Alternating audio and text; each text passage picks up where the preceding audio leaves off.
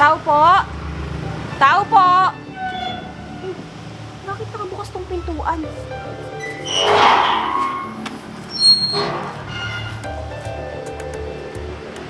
Tao po? Ate Mitch? Oh, bakit bukas tong pintuan?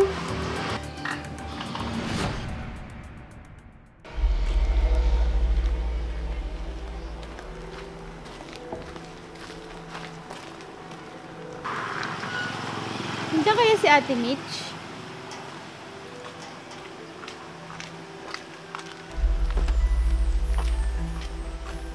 Ruby, sigurado manghihingi na naman to ng pera kay Mitch.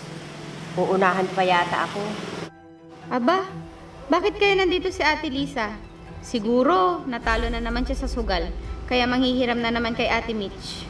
Ruby, bakit ka nandito? Ikaw din, Ate Lisa. Bakit ka nandito? Siyempre, para bisitahin si Mitch. Matagal na kasi ako hindi nakadalaw sa kanya. Ang sabihin mo, natalo ka na naman sa sugal, kaya naisipan mong dalawin siya. Aba, kung makapagsalita ka, kala mo malinis ka. Eh, manghihiram ka din naman ng pera kay Mitch.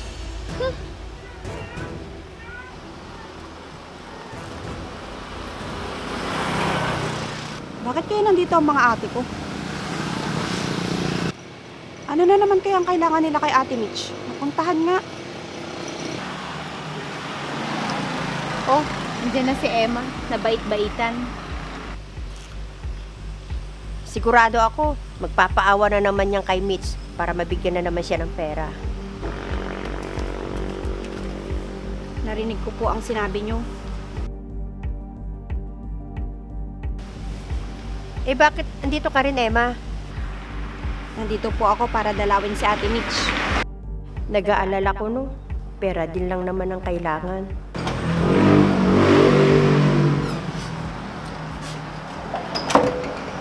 Oh, Ruby! Ate Lisa! Emma! Pasok kayo!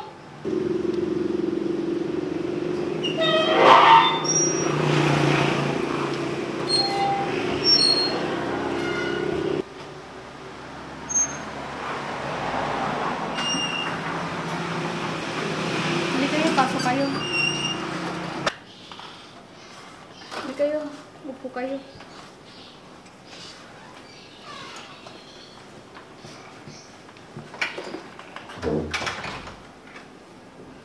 Anong kailangan nyo?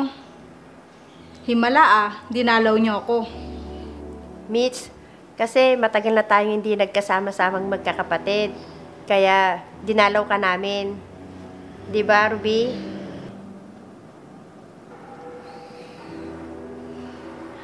Oo nga, Ate Mitch. Ang totoo niyan, nag-usap-usap kaming tatlo para dalawin ka namin. Ate, pasensya ka na kung hindi kita nadadalaw lagi. Busy kasi ako sa trabaho. Ganyan naman kayo eh. Kapag wala kayong pera, tsaka niyo ako dadalawin at kakamustahin. Hay nako, kung di ko lang kailangan ng pera, hindi ako pupunta rito. Makarinig na naman ako ng panunumbat. Di bali na. Kailangan ko talaga makahiram ng pera kay Mitch. Titiisin ko lahat ng sasabihin ni Ate Mitch. Makahingi lang ako ng pera para may pang-allowance kami ng mga anak ko. Ate Mitch, hindi ko naman po kailangan ng pera nyo. Kakamustahin ko lang po sana ang kalagayan mo dahil nalaman kong may sakit ka raw. Totoo ba, Ate Mitch? Naku, paano yan? Pag nawala na si Ate Mitch, wala na akong mahihingan ng pera. Ano bang sakit mo? Mukhang malabo nang mahiraman ko ito ng pera dahil sa kalagayan niya. Nalaman na pala nila na may sakit ako. Oo, may sakit ako. At malala na ito. Ate!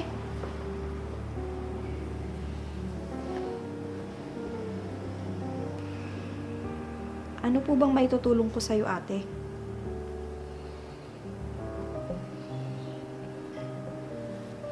Ate Mitch, ibig sabihin, hindi mo na ako mapapahiram ng pera?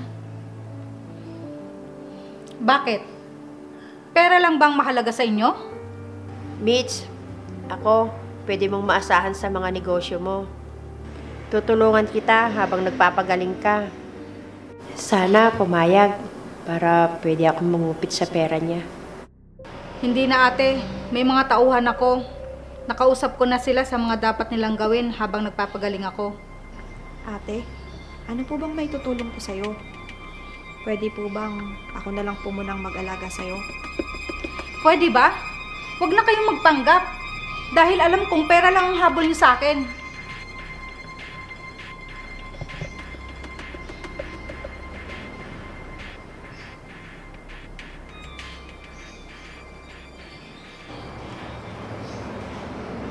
Alis na nga lang tayo.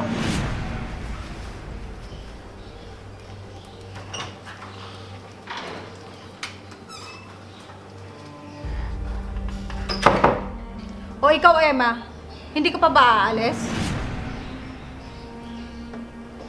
Ate Mitch, alam ko na kailangan mo ng makakasama mo dito sa bahay mo.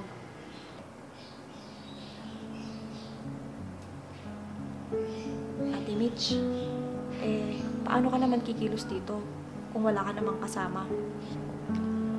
May mga inupahan na ako. Parating na sila. Sila nang bahala sa akin. Kaya umalis ka na. Hindi na kita kailangan.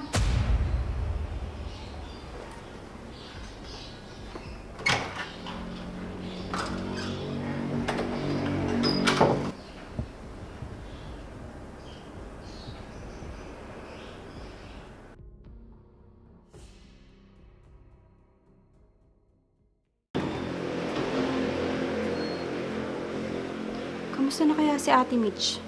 Mapuntahan nga mamaya sa bahay nila pagka-uwi ko galing trabaho.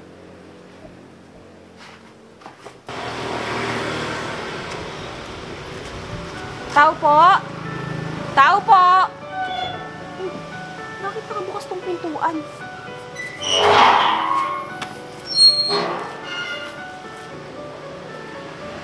Tao po! Ate Mitch!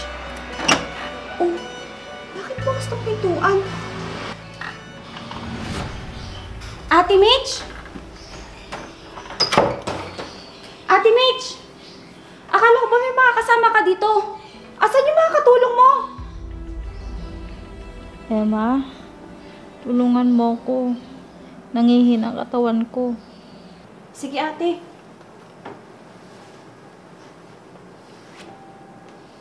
Huwag kang mag-alala ate. Ako na muna yung mag-aasikaso sa'yo.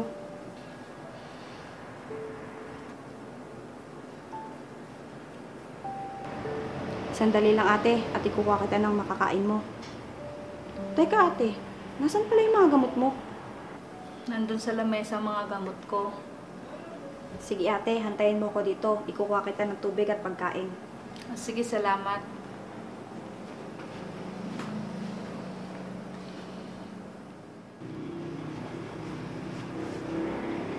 Ate, nandito na yung pagkain mo. Kumain ka na para makainom ka na ng gamot. Salamat.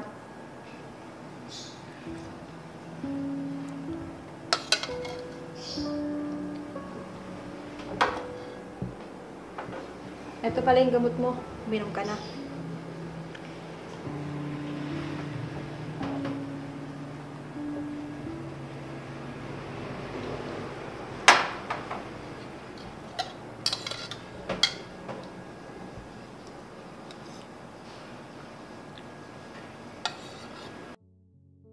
Nasaan na kaya sila Ate Lisa at Ruby? Magmula nung nalaman nila na may sakit ako, hindi na dumalaw dito. Pera lang talagang habol nila sa akin.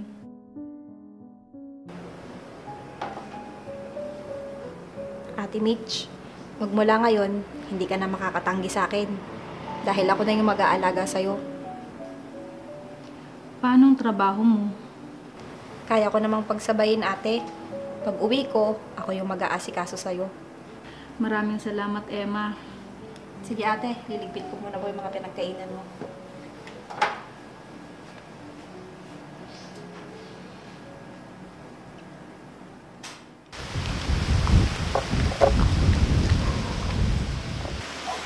Si Emma yun ah. Bakit kaya andun siya sa bahay ni Mitch? Si Ate Lisa yun na. Ate Lisa! Ate Lisa! Dumaan na nga siya dito na hindi man lang niya kinamusta ang kalagayan ni Ate Mitch. Bahala na si Emma kay Mitch. Total, siya naman ang nababagay na mag-alaga sa may sakit. Baka nga ubos na ang pera nun ni Mitch sa pagpapagamot niya. Wala na rin ako mapapala sa kanya.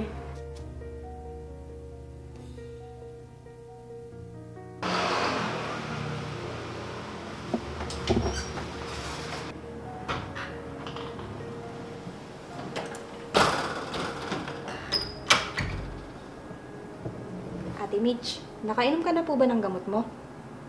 Hindi pa, Emma. Saglit lang po ate at kukunin ko lang yung mga gamot mo.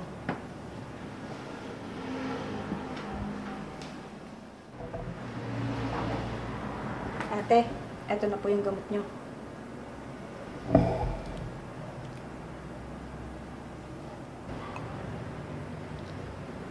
Salamat. Emma, nagpapasalamat ako dahil hindi ka nagdalawang isip na tulungan ako. Ate kita, kaya hindi kita pababayaan. Kahit pinagsasalitaan kita ng masama at pinagtatabuyan, Oo ate, kahit masakit, naiintindihan kita. Alam kong stress ka lang sa mga negosyo mo, kaya nakakapagsalita ka sa akin ng hindi maganda.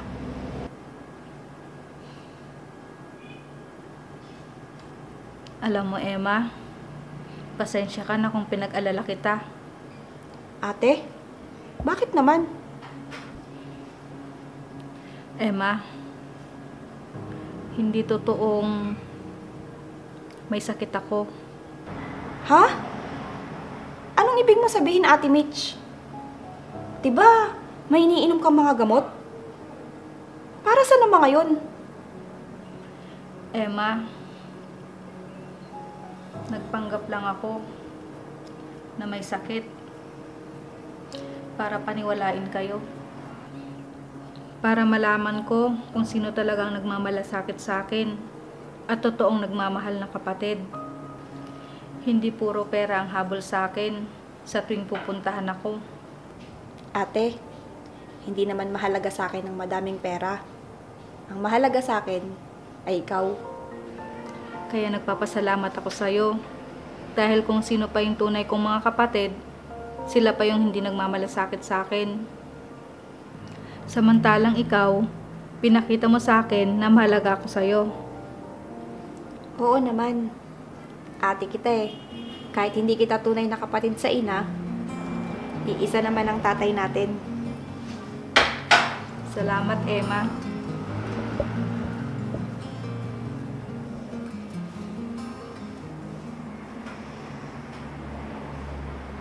Alam na ba ni Ate Lisa at ni Ate Ruby na wala ka talagang sakit? Hindi pa. Hindi nila ako dinalaw kahit minsan. Dahil alam nilang wala akong perang maibibigay sa kanila. Pagpasensyahan mo na sila, ate. Ang mahalaga, hindi totoong may sakit ka. Ginawa ko lang ito para matigil na ang ginagawa nila sa akin. Gusto ko, tumayo sila sa sarili nilang mga paa. Kaya nga ate, umaasa na lang sila sa'yo dahil alam nilang may pera ka. Kaya nga, sana matuto na sila. Dahil hindi habang panahon may tutulong sa kanila.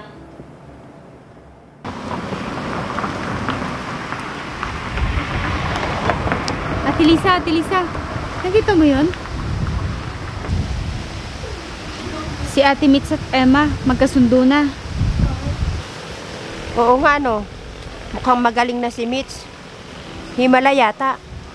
Akala ko pa naman, wala na siyang pag-asa. Tara, lapitan natin. Tara.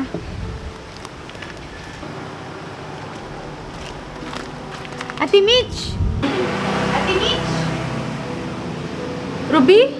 Ate Lisa? Halika kayo, pasok kayo.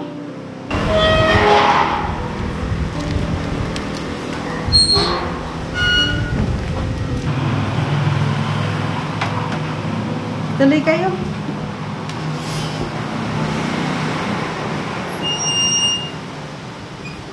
Mukhang magaling ka na yata, Mitch. Oo nga, Ate Mitch. Oo, magaling naman talaga si Ate Mitch. At walang sakit. Anong ibig mong sabihin, Emma? Tama ang narinig nyo. Wala talaga akong sakit. Ibig mong sabihin, nagpapanggap ka lang na may sakit, Mitch? Oo. At ngayon, napatunayan ko na ang totoong nagmamalasakit sa akin bilang kapatid ko. Hinintay ko kung sino ang dadalaw sa akin habang nagpapanggap akong may sakit. Pero, tanging si Emma lang ang dumalaw sa akin at inasikaso ako. Samantalang kayo, nasaan? Dahil ba wala akong perang na ibibigay sa inyo, kaya hindi nyo na ako dadalawin? Hindi naman sa ganon, Ate Mitch. Pasensya ka na kung umasa lang kami sa'yo noon. Oo, pasensya ka na, Mitch. Ang totoo niyan, kaya kami pumunta dito para alamin namin ang kalagayan mo. Hindi rin kami matahimik dahil ang akala namin totoong may sakit ka. Gusto ko lang malaman ninyo, kahit ganito ako, gusto kong sabihin sa inyo na hindi lang pera ang makakapagpasaya sa isang tao. Gusto kong mahalin ninyo ako kahit wala ang pera ko. Mahal ka rin naman namin. Hindi lang siguro namin na iparamdam sa'yo. Kahit iniinsulto mo kami noon, nilulunok lang namin yon. Dahil wala naman kaming malapitan, kundi ikaw lang. Dahil ikaw lang ang biniyayaan. Hindi tulad namin na kailangan pa namin manghingi o mangutang sa'yo para lang magkaroon lang kami ng pera. Kaya nga, Ate Mitch, Binigyan ko kayo ng puhunan para sa negosyo. Pero anong ginawa mo, Ate Lisa? Hindi ba pinatalo mo sa sugal? At ikaw, Ruby, hindi ka na nagtrabaho. Umasa ka na lang sa bigay ko. Hindi niyo ako masisisi kung bakit nakakapagsalita ako ng hindi maganda sa inyo. Gusto ko kayong matutong tumayo sa sarili ninyong mga paa. Mga ate, tama na po yan. Ang mahalaga po, nagsisisi na po sila sa mga nagawa nila noon. Tama, pinagsisisihan din namin yon, kaya kami nandito.